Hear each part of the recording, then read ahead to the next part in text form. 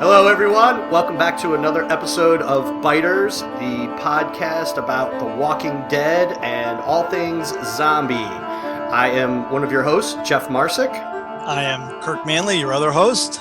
He's awake on the other side. You threw me off there, big guy. And I'm a novelist, and I'm like, whoa, I wasn't ready yet. Anyway, I'm an illustrator and comic book fanatic and video game nut, and also artist of the title Z-Girl and the Four Tigers, which co-created with Jeff Marsick.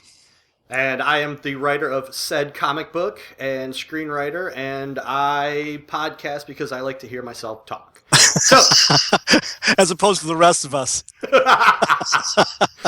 That's true.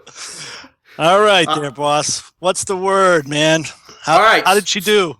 Well, so before we get started talking about this week's episode, this was kind of a big week on TV because we had the Sochi Olympics closing. We had a 6.5-hour rain-delayed Daytona 500, and we had, this episode of The Walking Dead. So you'd think that, it might have crimped the margins on Walking Dead a little bit, right? So far, out of those three things, only one of those did I spend any time interested in or watching. Take your guess of which of the three. Yes, and if you guess Daytona 500, right, and there's no zombies in Sochi. So The Walking Dead basically destroyed the Olympics. The closing ceremony actually had more viewers, but in the key 18 to 49 demo, it wasn't even close. They had Walking Dead had 13.1 million viewers this week. In comparison, Sochi had 15.2 million. But in the key demographic that everybody's trying to fight over, the 18 to 49, Walking Dead had 8.4 million viewers, and the Olympic closing ceremonies had 4.09. So basically, twice as many people were watching Walking Dead as they were watching the Olympics. You know what the most depressing part of that news is? Is I'm no longer in that demographic. I'm in that demographic they could care less about. The over 49, yeah, we don't care. But so that was the Olympics were and these Olympics were pretty challenged anyway. The overall closing ceremonies, they're down 29% from the Vancouver closings. Viewership across the board compared to Vancouver's been light. So The Walking Dead just dominated. And Daytona 500, in case anybody is interested, 9.3 million people watched it. So not even in the same ballpark. Walking Dead dominates. So their number, the Walking Dead number was 13 what? 13.1. And what was it last week? 12.8, I think. Wow, so an increase. I think I'm gonna have to look. I think it was 12 something. Yeah, because it was down from the first week. Right. First week it was like 15 or so. Then it was like 12.8. That was the season. The mid-season premiere was 15. Then it went. Yeah, that's good. That's great. So you got a little bit of a bump. So that's a segue into the next thing, the next news item, which is this is such a juggernaut for AMC. So you'd think that maybe somebody else would pick something up, right? So that brings me to this news item. Skeet Ulrich has been picked up to co-star. He's going to play a dual role in this new show called Babylon Fields. Now Skeet is who? I'm not familiar. Ulrich? I'm not familiar with the name. He's kind of like a Jared Leto kind of knockoff. He's kind of like one of those pretty boys who... I'm trying to think some of the movies he's done. Is he a TV actor or a movie actor? He's done both. Okay. I'm not familiar with him. I'm sure if I saw his picture, I'd be familiar with him. But this TV show it's a Babylon Fields. It's a show about recently deceased coming back to life, but instead of being shown as like monsters, like biters in Walking Dead, they actually come back and they try to go back into their old lives. and so this town has to deal with this. And in 2007, CBS shot a pilot, and after they shot the pilot, they watched it and they said, "Yeah, this isn't going to happen." So they killed the show. And now NBC has come in, and they're going to redo the pilot and start all over again. Yeah, I definitely remember when that Babylon was the first pilot, because I remember it showed up.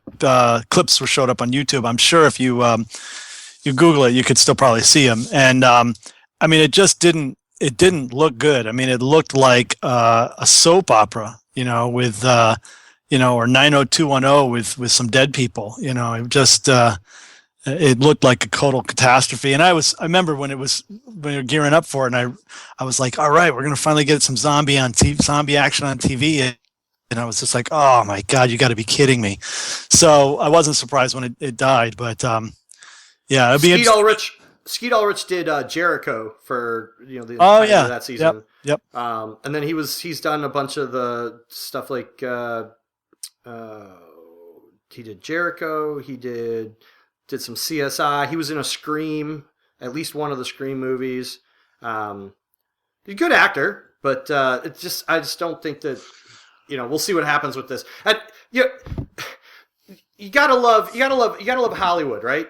I mean, Hollywood's one of the two jobs, one of the two industries that it just mystifies me. Like, weatherman is one, because you can be wrong 90% of the time and still keep your job. And Hollywood's the other, where you could just blow money left and right and you still keep your job. You can shoot a $400 million movie, make $1.75 at the box office, and you still have your job. So CBS shoots a pilot. You spent however much money to do a pilot. You shoot a pilot and go, yeah, we're not picking it up. Somebody else comes along and goes, yeah, okay, we're going to do the same thing. It's amazing. I know, it's crazy. Well, hopefully they're taking into consideration the success of The Walking Dead. Obviously, that's part of the motivation to bring this thing back to life. No pun intended, or maybe pun fully intended. But the thing is will they learn? What is it about? Because we were talking about this before we started recording. What is it about Walking Dead that's so successful? Is it that it's just that they're zombies? Well, that's certainly part of it, because they're terrifying, and they're the traditional zombie monster, not just a dead person who's come back to life and wants to get back into their life. But that's definitely a factor. But it's the survivalist thing.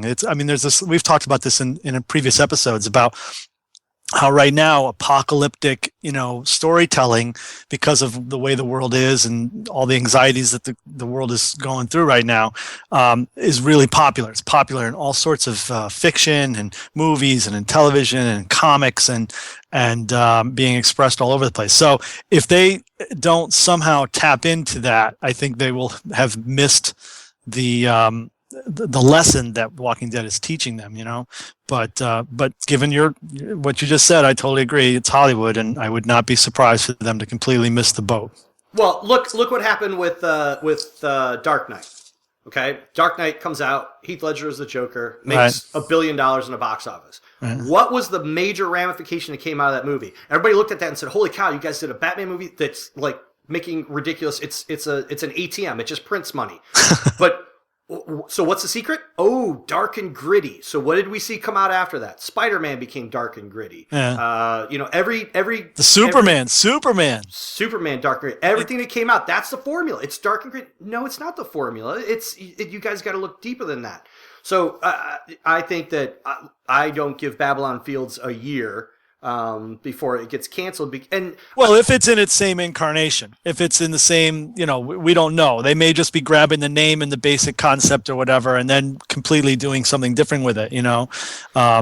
Maybe the zombies, aren't like shambling flesh-eating monsters, but maybe they form their own community and go to war with the humans or something. That could be kind of cool. But that would be a complete divergence from the original concept. But then we also have the conflict. This is going to be at NBC. This is going to be network versus AMC. How many times have we said about shows on AMC or FX? Whoa, this was on network. NBC, CBS, and ABC. They're still very much trapped in old school thinking, and the old financial structure. I think too. They're completely dependent on the advertisers. And therefore completely,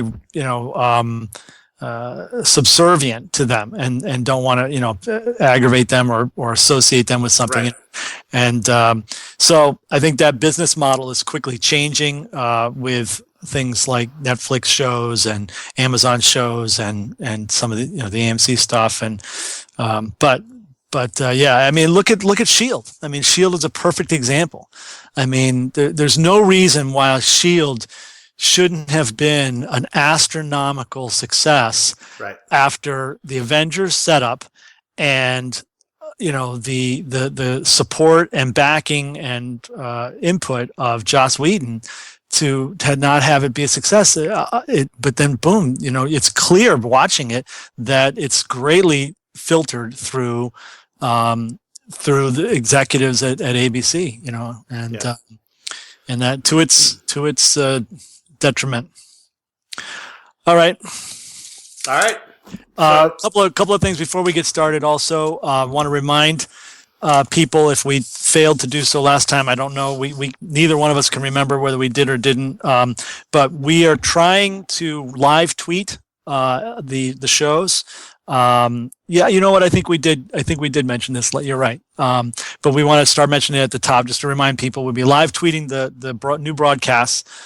So if you want to follow that and have your input into it, then you want to follow Biters Podcast. I guess it's at Biters Podcast. Yeah. And then I also usually tweet from at Batman KM. And Jeff tweets from at Gollum. Why don't you do that one? Gollum Lord, Golem Lord. Great. So definitely if you want to get in on that, then follow those Twitter accounts, and we'll get you in the mix. The other thing I want to remind people is that we have a Gmail account. If you're not comfortable posting up comments on Facebook, or if you don't have time to do that, or if you don't have Facebook, you can always respond to anything you hear here or anything you want to let us know or any input you have to biterspodcast@gmail.com. And we will definitely read those or any correspondence on the show and give you a shout out. And we appreciate any comments that people might have. The only other thing I wanted to mention before we get into the review was that you had suggested something that I thought was a good idea to me off mic, which was to do some art for each episode. And so I did do, for the premiere, I did those two pieces that I posted up at Facebook. One was kind of like a general second half season 4 startup poster, and then the other was that Michonne as a Michonne Wolf Cub deal. But I did a piece for this episode that I haven't quite finished yet, but I'll post it up tonight on Facebook, so keep an eye out for that. It'll be a tip of the hat to our new introduced characters and Team Abraham. So you might want to check that out. And circling back for just a second there about the communicating with us through biterpodcast@gmail.com or on the Facebook. Last week we got some great feedback and some great comments from a listener, Abby, and we got another one which we really want to say thanks to. And let me, you know what I just realized? It's from Kathleen. And Kathleen posted up, "Hey guys, I started listening to your show after you were on Jason and Karen's podcast. I have since downloaded the older shows and have finished listening to them all. Great fun. When you guys crack up, I start howling at work. My coworkers have no idea what I'm listening to, which makes me laugh even more. So keep up the great work." So that's awesome. That's awesome to hear, Kathleen. Thank you so much for letting us know you're enjoying the show. We hope you're not getting in any trouble at work because of our hijinks. But it was very. We'll send your boss a straitjacket just in case. That's right. Yeah. What'll clear it up. Just if they ask, just say, I'm listening to Biters. Yeah, that'll clear it all up. That'll clear up everything, and they'll look at you completely normal now. So anyway, Kathleen, thanks. You're listening to BDSM at the office. What? Right. All right, so episode 11 claimed. How many headshots? How many headshots you give it? I'm gonna go with 3 on this. Yeah, I did 3.5. I thought it was uneven. For an episode where, I mean, I was so jazzed to see Michael Cudlitz as Abraham, and the episode started off okay, but it just had peaks and valleys throughout the entire episode. And yeah, I agree. I'd say overall not as effective or as well executed as last week, but yet it had some very strong moments.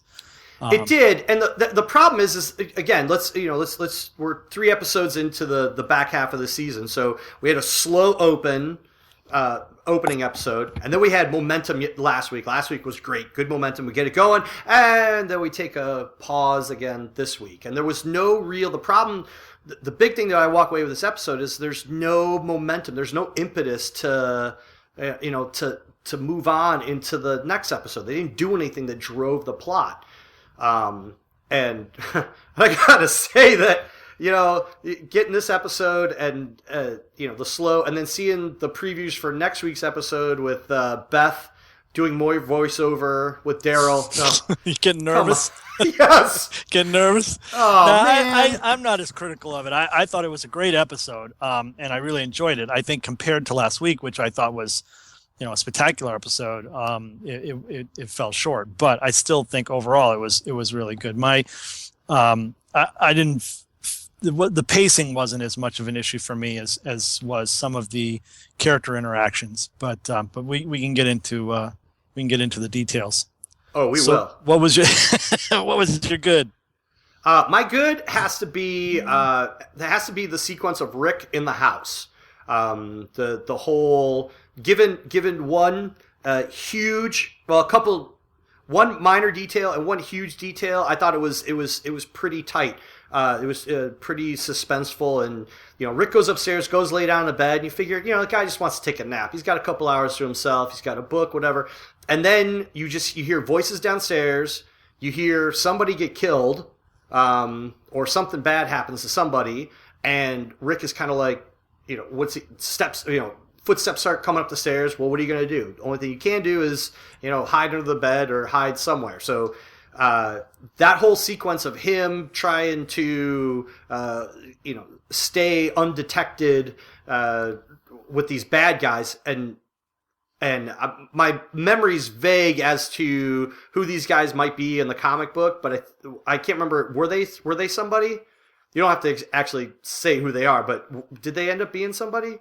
This particular event did not take place in the comic.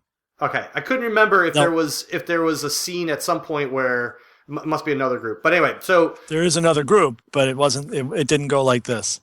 So there and a couple things that the one thing that.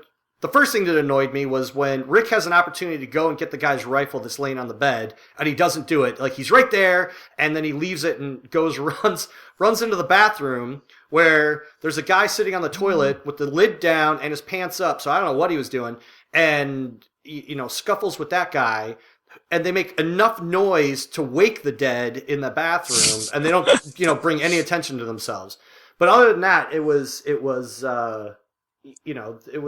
pretty tense. And then at the end, when Michonne and Carl come back from their scavenging trip, and he's got to kind of keep them out of the line of fire, knowing that these guys are bad, and it just so happened that somebody reanimated inside, which was a lucky happenstance for him. But so that was my good part. That's the part I like the best about it. I also liked that sequence. In fact, I have that as my ugly segment, ugly as in good. I thought it was the best part of the show, but so I'm not going to respond too much now because I've got comments for that. So my good though was, and son of a dick. That's right. The introduction of Abraham and Team Abraham, I really loved. I thought it was great. I loved that expression. I think that's something that's just going to stick for a while. It had almost a very different feel to it. Those characters had almost it's been a long time since we've had any introduction of a heroic characters, positive people who are not threatening monsters. Now, granted, who knows what's going to happen with the show, but it was pretty clear right off the bat that these people felt they had a higher purpose. They had this mission to go to DC to try and save the world. That and I mean, I have to think back to season 1 and like when we meet Glenn as like Right. the last time we've met somebody who was positive, who was a hero, really. Everybody else we've met has either been shady, a mystery, or really, really dark and evil. And well, that's not true. I suppose it's Herschel and the farm, and those people too. But Well, we haven't had anybody aside from Carl back when Glenn back when Glenn was a good character. We haven't had somebody who's like comic relief. You haven't had like a Hurley, in this group. Everybody's Right. always like on target, on yeah, task. That's true too. Yep. And Tara basically, I think Tara summed up all of us watching this episode when after he takes out the biters, and she says, "That's something I haven't seen before." And he's like, "What?" And she's like, "A smile. You're like smiling while you do this." Right. And I think I couldn't quite suss out if that was her making a comment about the enjoyment he has and and taking these guys out or whatever, or if it was just this is a guy who just is I don't know, enjoying life, or just he's not dark and morose like everybody else. And just I think they were succumb trying I think they were trying to play with us a little bit, though. I think they were trying to keep it a little bit of a mystery in the beginning of the episode.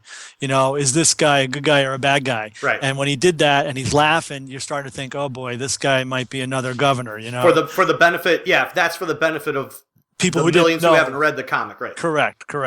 So, but I agree. There was a little bit of a comical sense. I mean, first of all, Eugene just looks comical. I mean, come on. He's got the mullet. He's got the cargo pants. I mean, he's got he's shooting the air and the truck and everything but the zombies. I mean, it definitely had a little bit of a comical side to it. And so, like you're saying, it was a breath of fresh air in that regard. But again, Abraham is this, the statuesque kind of guy who's like, I'm on this mission and I've got this higher purpose. And it was kind of cool. It was cool to see that. So, I really liked that. I really enjoyed Glenn, standing up to him, and, it's just, he's been through so much that he just isn't scared, and he isn't intimidated, and even though this guy is like twice his size and will pound the living daylights out of him, he just keeps telling him, no, man, I'm going to find my wife, because, Glenn's reasonable, and he's like listening to this story that this guy's telling, and he's like,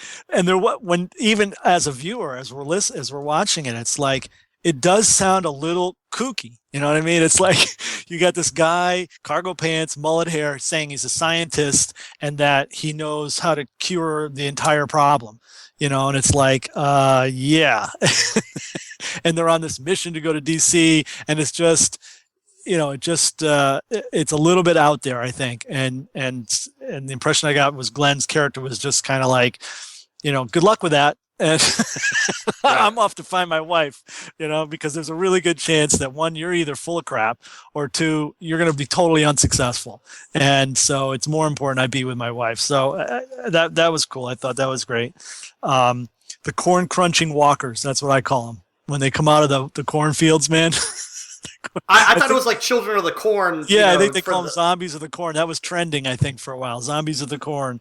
That was just surreal, and I thought really cool, and the best zombie sequence I thought of the whole episode. And then it was interesting too to watch Tara because she is still so shell shocked, I think, from what happened, and has no direction or no idea what she's doing in life anymore. And she's just bouncing, I mean, she bounces into the back of the truck, and then when he wakes up and says, "I'm going back the other way," she's bouncing with him. Right, right. right. It's just, but it was interesting because even Abraham points out to her. He says that he saw that as being loyal, and he respected that, But I didn't really see it as loyalty. I saw it more as kind of like I'm just following this guy because I'm a puppy and he took care of me, Right. But we'll see. I still don't have. I don't get the feeling she's going to be around a long time, but I could be wrong. So that segment was my good. So it's almost it's almost laughable, these scenes where zombies just kind of pour out of places, and because so look, the amount of people that have been killed by, at least by our group, and I get that they're 3 hours away from the prison and whatever, but the number of people who've been wiped out, number of zombies, that have been killed so far, it's staggering. It makes Pol Pot kind of look like a casual serial killer in comparison. And we're still at a place where like a dozen of these things like come out of the corn.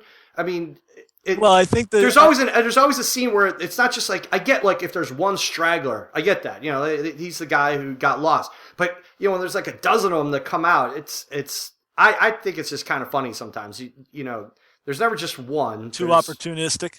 Yeah, well, I think so. I would agree with you, except that I think the show has done a good job of creating a not lexicon, but what's the word I want? A storyline for the zombies that they have a tendency to collect, that there's a natural inclination of the zombies to herd, mm-hmm. and that as more and more, it seems like they run into packs instead of individuals. And I think if the science of the show is that zombies tend to pool together, and then those pools bump into other pools and become herds or whatever, which is definitely something they've been reinforcing since season 2, that it would make sense that you would not encounter many individuals, except when you go into like homes or buildings or things where zombies have become dormant and haven't come out or whatever.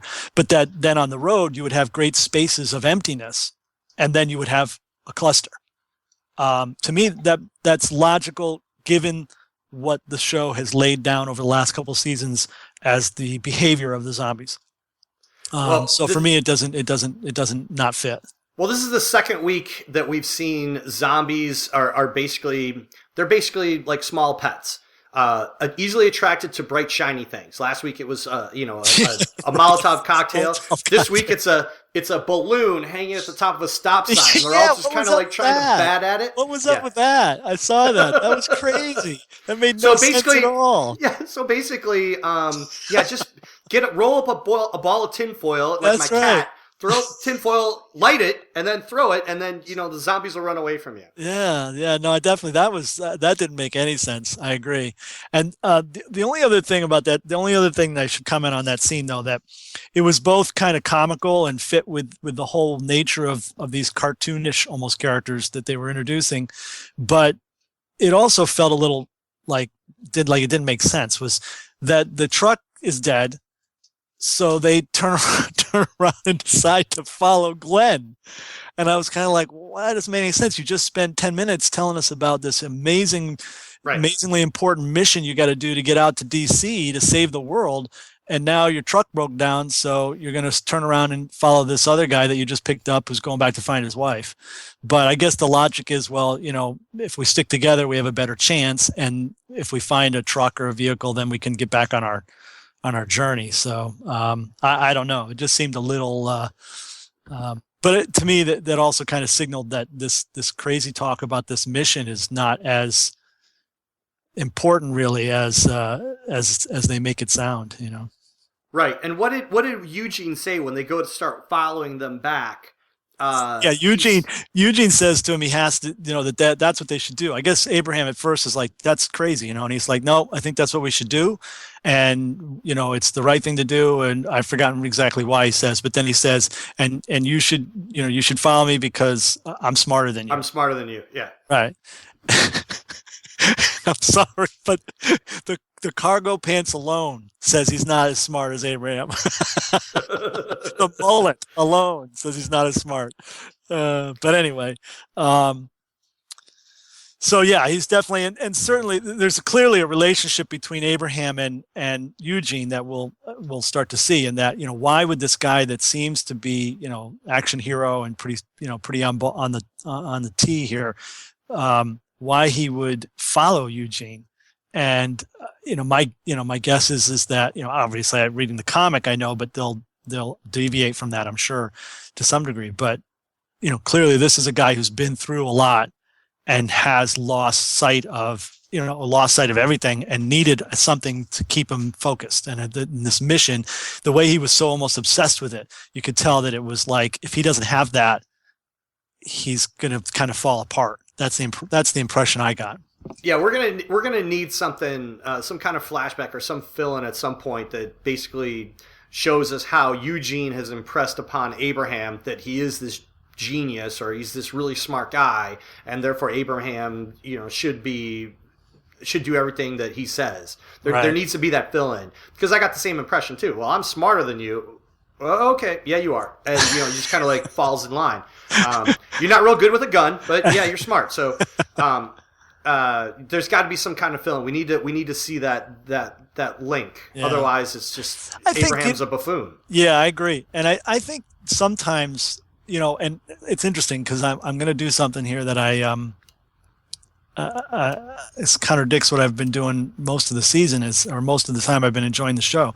I've wanted them to go as close to possible to the core, to the original material, the source material, the comic. And it seems like when they do that, it's much better. The show's much better.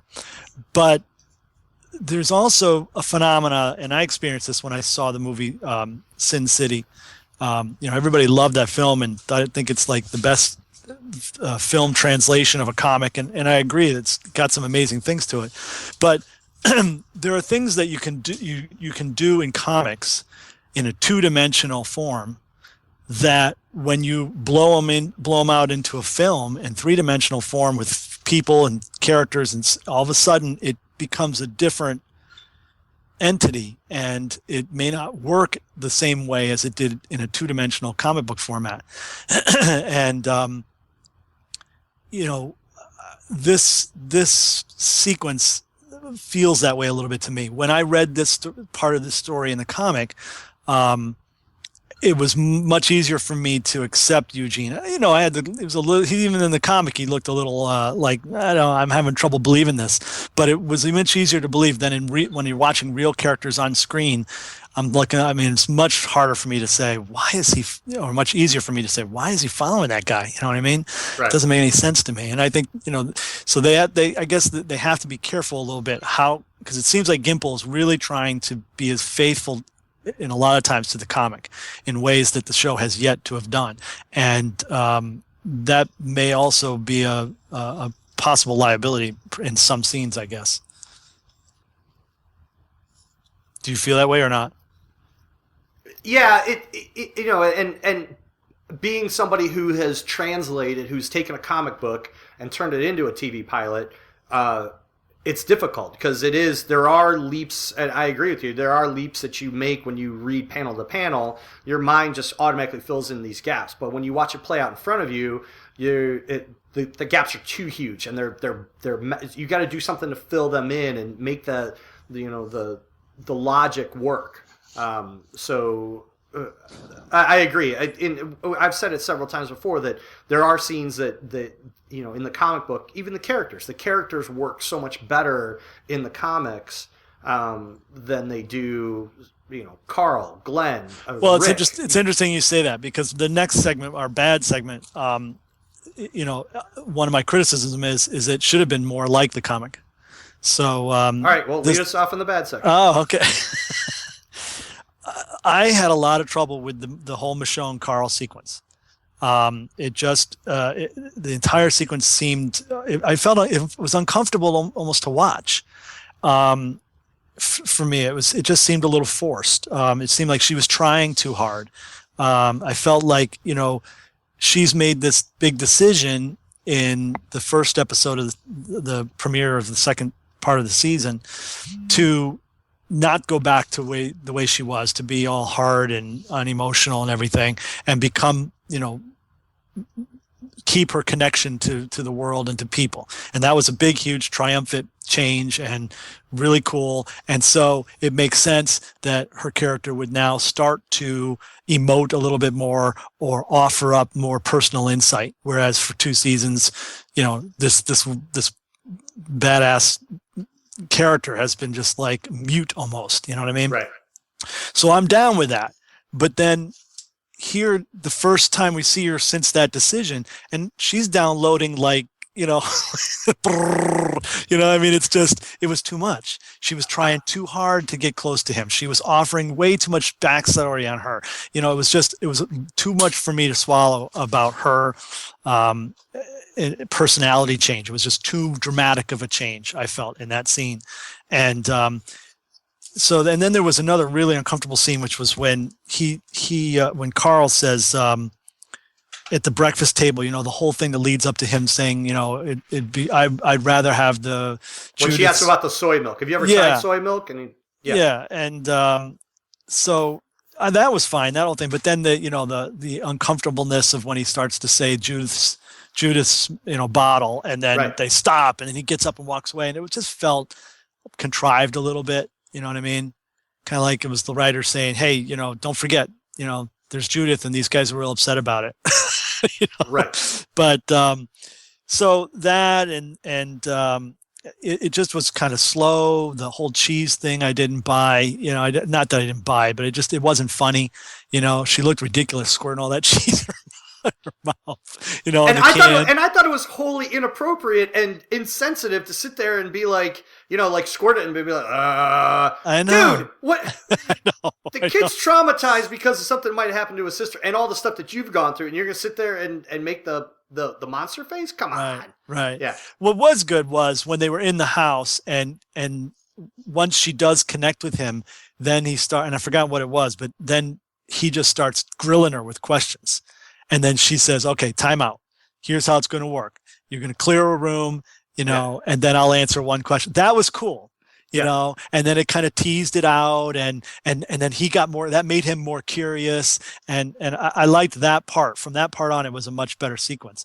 And then they throw in the middle of it, this one of probably the most horrific zombie finds, you know what I mean? Where she finds that pink room, that was, oh my God.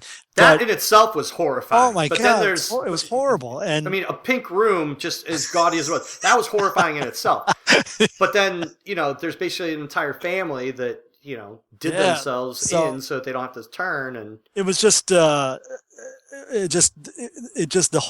beats of the sequence, all the beats of that, part of this chapter of the episode just kept missing for me. And then there was, even little things like, what the heck did they have her dressed in? Yeah. Right? I mean, it just wasn't, granted, they're trying to make her less the warrior now. Now she's, you know what I mean? But it's like. But again, they did too much. Now they dressed her up. And she comes in wearing, a really nice shirt. Meanwhile, Rick's still wearing one that's got the sleeves torn off and blood stains and stuff. Rick looks like he's been dragged by the back of a truck. You know what I mean? Exactly. She'd walk around in like a new pressed linen shirt, totally. And the pants didn't fit her right. And and they were green. It just didn't go with her, Maybe they're going to take her all the way one way and then bring her back. I don't know, I mean, but it just seemed like too much of a swing. Did you notice on the chest of one of the... I was totally going to bring that up. Yeah. Shameless self-promotion by Robert Kirkman. That's right. His comic book, Super Dinosaur. Super Dinosaur, yeah. That was. Oh, someone said on Twitter or somewhere that someone should do a screenshot of the bookshelf in the room where Rick was hiding under the bed, Right. or in one of the rooms where he's at. There's a shot of a bookshelf, and you can see it for It's like got a good bunch of long trades. second. I want to see what's on it. Trades. You know there's got to be some. That would be funny if there were Walking Dead trades on it. So anybody listening, if you can grab a screenshot of that room and then post it on Facebook, I want to see. Yeah, I would be interested in that as well.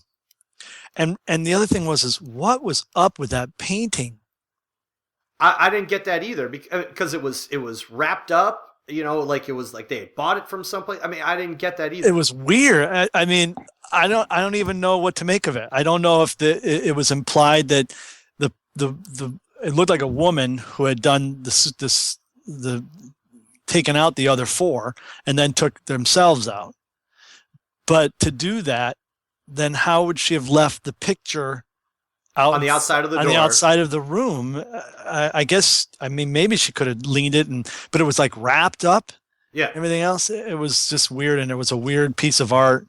I don't know. It just maybe they're going to come back to that or something. I don't know, but it just seemed kind of odd. It was a very disturbing picture. Yes. So that was my bad.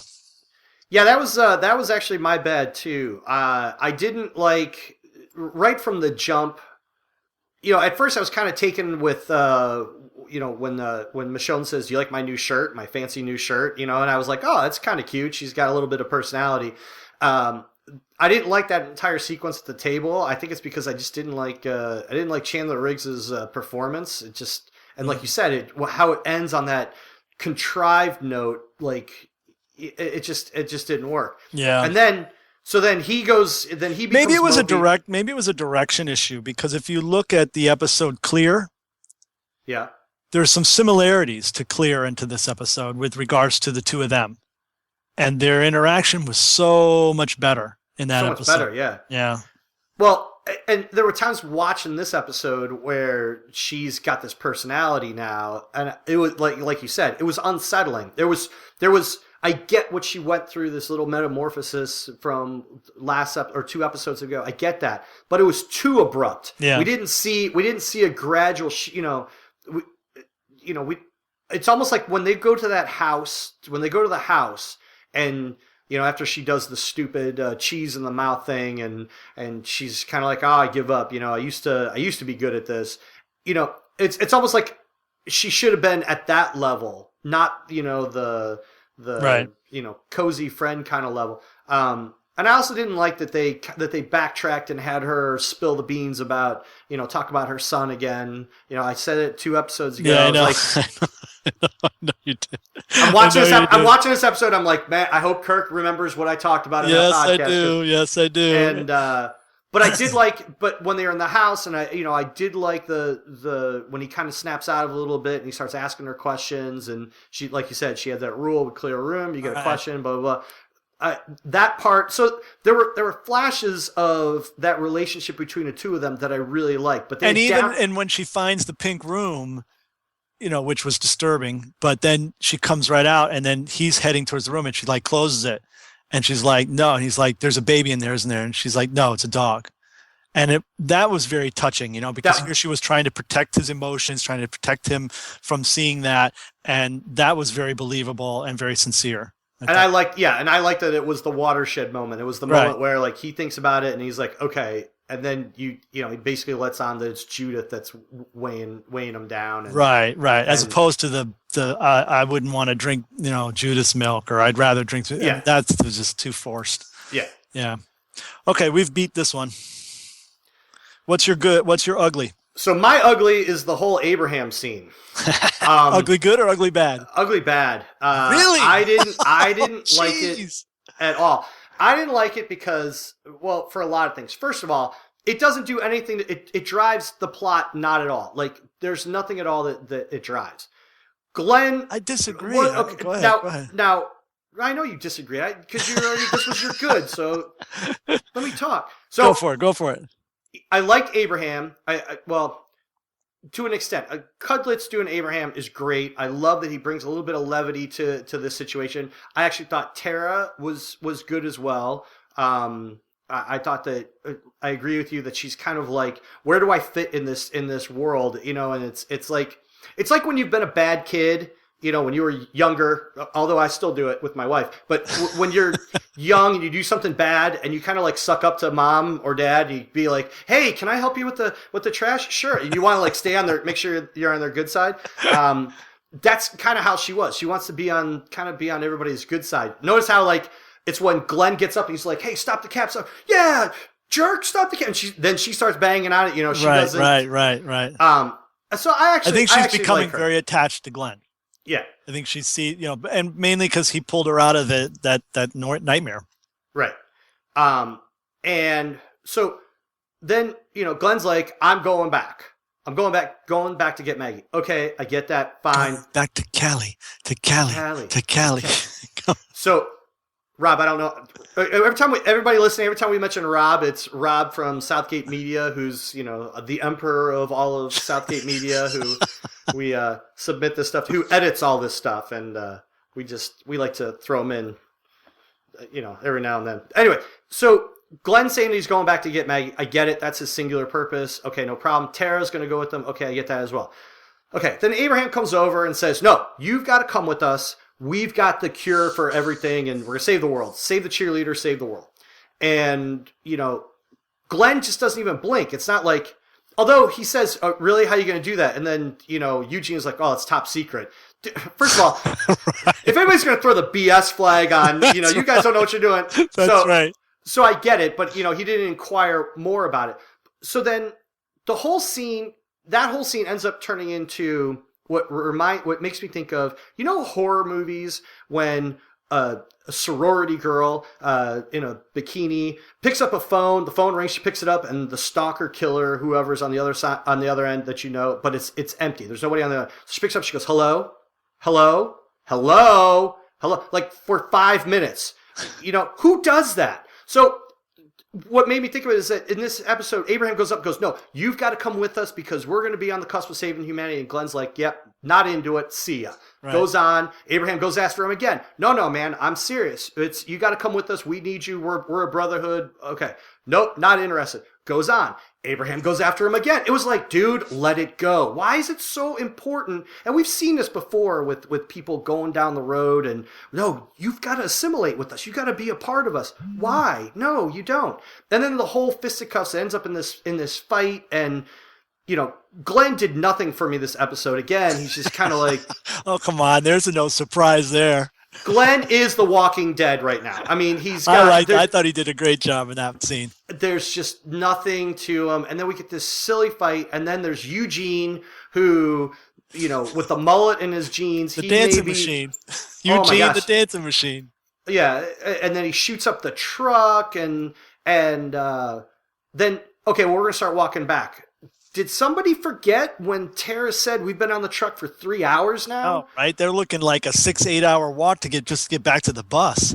Yeah, 3 hours at 60 miles an hour. Somebody do the math for us because we're old. But, it's going to be a while. And then the whole, like you said, the whole thing about, well, he's going that way. Well, yeah, we should just follow him. And you need to listen to me because I'm smarter than you. That was it? You guys were on this mission to save, the world. And so to me, that was just... Well, yeah, but you know what? That's a flag too. That's a flag to the viewer. I don't want to give spoilers, but from the comic, but for him to so quickly, divert from this special mission kind of is a sign. You know what I mean? But there's. It didn't do anything. Like we met what's her name? Rosita. Yeah, well, we've been introduced. Rosita, Eugene, and Abraham. We meet new characters. Right, great. New characters. Rosita, did she say a couple? She probably said like 3 words this episode. No, and I'm terrified that she's going to be the new T-Dog. Yeah. But they better give her some dialogue next time. And there was one other thing too about the episode. Again, that there wasn't anything that. Again, we see the previews for next week, and although it's my least favorite pairing of Beth and Daryl, there's an energy to it, and there's a it's like we're back up to momentum. When Rick and Carl Michonne, when they find the sign to Sanctuary, they look at it, And then they kind of look at each other like, well, should we file it? Well, we're not doing anything else right now. Might as well, kind of thing. There was nothing like, that's where we need to go. That's the place. Holy cow. There's a symbol here. I've seen the symbol, and that's the place we need to go. Morgan had that symbol, and that's where we need. There's nothing driving. It's just kind of like, well, we got these railroad tracks. Might as well go someplace, And so that was my ugly of the whole Abraham thing. Didn't do it for me. Didn't work for you. No. Okay. I think that the terminus signs are the unifying part of the story. They're all finding these terminus signs. And then their events are unfolding in a way that ends up putting them on the tracks to terminus. And that's how they're going to bring them all back together. And, so for me, that's working. And I thought that the introduction of 3 new characters plus this subplot line of DC and a possible cure, and that was all kind of moving the plot line ahead as well. I think some of the characters we saw in the house with Rick will also come back. I don't think those are just arbitrary bad guys. I hope those guys come back. But back to the Terminus thing, I given his recent events or his recent experience with Woodbury, I would think that Rick would be a little wary of, like, there'd be I can see Carl and maybe Michonne saying, yeah, we should strike out for there and we should give it a try, and Rick being, no, hello, current events, governor. And, I could, but there's no apprehension there. There's nothing. It's just, Well, these are desperate times, desperate people in desperate times. And there's got to be hope. Obviously, they wouldn't just go trampling in. Hopefully they'd get outside of it, try to do some reconnaissance and identify the status of the situation before just walking up to it. But, I see it as a trope in order to bring them together. I agree, but I don't have a problem with it. It's a good trope. I can't think of another way. I mean, because they all shot off in different directions, and then Glenn was in a freaking truck heading to DC. So, right. I mean, they have to come up with some way that would make sense for them to all come together. Plus, there is the potential that is a setup for the introduction of the Negan. I hope not. I mean, I hope not. I think it's way too early for that, but it could be a setup for the hunters, which we've talked about before. Which brings me to my ugly, which is an ugly good, and that's which was your good. This is the scene with Rick under the bed and that whole sequence. I think it was incredible because here you've basically his whole screen time, which was probably 15, 20 minutes of the episode. Yeah. He's under a bed. Yeah. You know what I mean? And yet it wasn't boring. It was freaking nerve-wracking.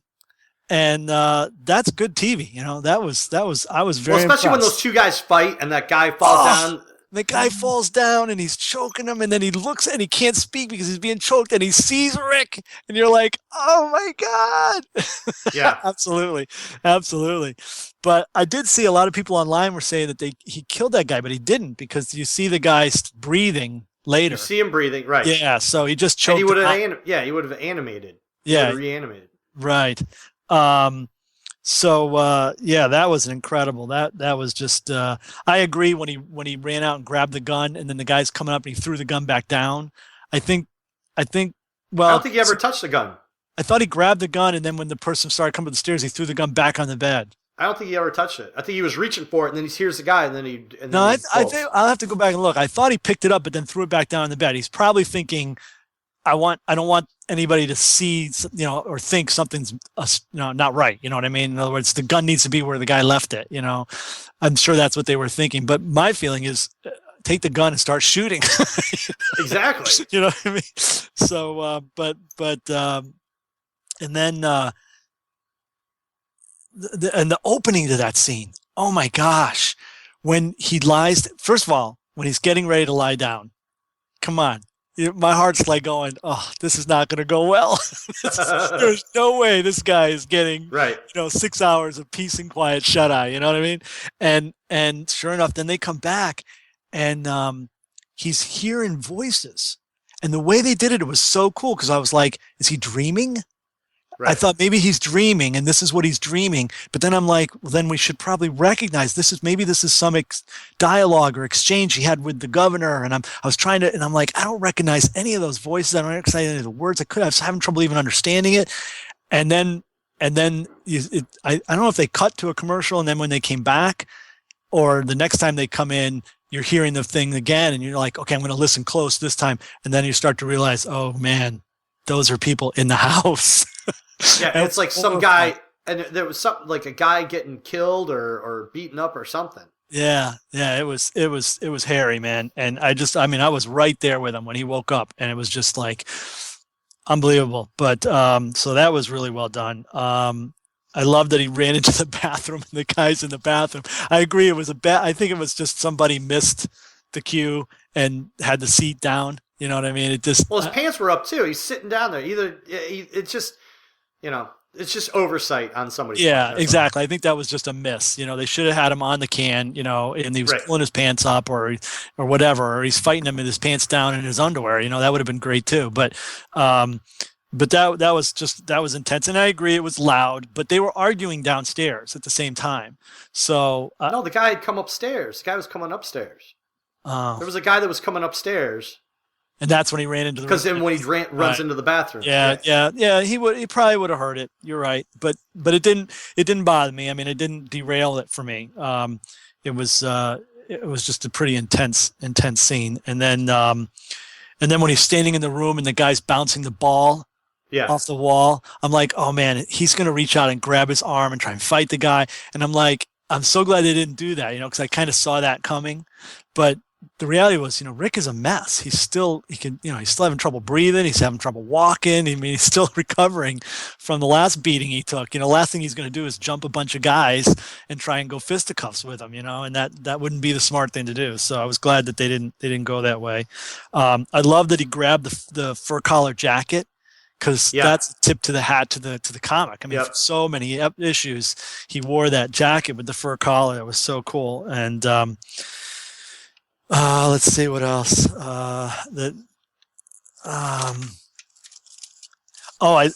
Did you notice he goes back after he kills the guy in the bathroom and he cracks the door? Yeah. At first I was like, I don't get that. Then when he's outside and you hear the guy screaming, there's a zombie in here, or whatever, or there's a walker in here, blah, blah, and you realize, he knew he killed the guy, so he knew he would animate. He'd use that as cover. Very smart. I suspect that these guys are the hunters. That's what I was thinking. That's my suspicion. And I did read that the man who takes the bed from the other guy, so not the guy that got choked out, but the guy that took the bed. Yeah. And I think it's the same guy who ends up out on the porch with the afterwards, but I'm not positive. But is Jeff Cober. Okay. Who is one of the stars of Sons of Anarchy. Oh, okay. And so I don't think they would bring a character like that or an actor like that for a throwaway part. That's just it could be just a guest appearance type thing, but I think that those guys are going to play a bigger part. I don't think they'll just be random. Some people speculated online, I read, that because of the fact that he's this fairly established badass actor, that he will be a future Negan, and that they're just kind of introducing him in a way that seems random, but then later we will find out. But again, I really hope they don't do that. I hope they leave Atlanta and the area of Georgia. I hope they try to go to DC like they do in the comic, and and then they come upon those communities, and that's where we get Negan. And like I said in a previous part of this discussion, I think Terminus is a setup possibly, and that the Hunters have put that together. The Hunters are characters from the comic. I won't spoil what's significant about them, but they're characters from the comic, and I suspect that they've set up these maps and posters and things to Terminus to get people on the tracks, so that it makes them easier targets. but that may not be the case. So that was my ugly good. All right. Zombie of the week. It's got to be. There weren't many. I mean, there weren't a lot of them, but it's got to be the one that Abraham does at the truck, that he impales the tire iron in the truck. That was my zombie kill of the week too. Yeah, I loved his line, and I've seen a meme going around online with that too, with the picture of him and that zombie, and he says, "Oh, honey, look at you, you're a damn mess." Yeah. She's like, "Whoa, that's awesome." But no, my zombies of the week were the zombies of the corn. I thought that was I loved it. It was just eerie and creepy, and they all just kind of came out, and I thought those were some cool zombies. My character of the week was Abraham. I really liked his introduction. I liked his character. I do hope that they do a better job with Rosita than they did in that episode, or that for that matter Kirkman did in the comic. I mean, really, she got like no development in the comic either. Right. Not till much later. But even Abraham was even though he was in a scene that I don't think did anything, he was my character of the week too, just because he, like we said, he was just a breath of fresh air. Yeah. I would have picked Michonne, but it was just the downshift into this new Michonne is just too jarring for me to buy. So yeah. Yeah, no, I agree. I think Abraham was a breath of fresh air. He was a new type of character, and like I said when I talked about that segment, it was refreshing to get somebody who wasn't taking this opportunity in the apocalypse to act out their evil fantasies, but instead was trying to solve the problem and be the good guy and be a hero. Right. That was really refreshing. So he'll be a great addition to the crew. So next week, all we really saw was we just saw clips of Beth with Daryl. Yeah, I tried not to watch I didn't watch the previews because I was so aggravated by the preview they had for the second episode where they showed Glenn and then set up that whole thing with Maggie in the bus. So I didn't pay attention, but go ahead. You can talk about it though. No, it just was very Daryl and Beth centric. So, typical. You think it'll be the whole episode? God, I hope not.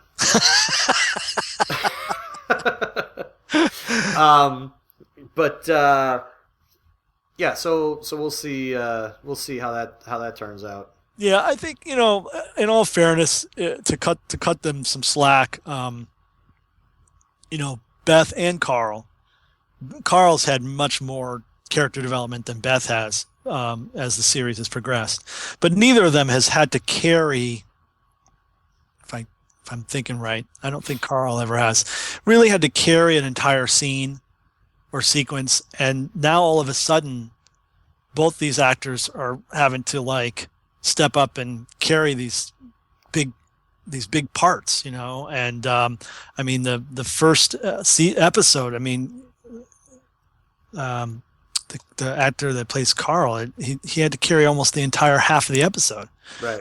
And it's a lot. Now you'd think, well, they've been there and they should be able to, and blah, but they're young. They're both young actors, and their roles haven't been fleshed out with as much backstory as the others. And so, I think it's probably harder for them, but it may also be difficult for the writers to write for them because they haven't really been writing for them that way, So it may take a little while for them to get their sea legs.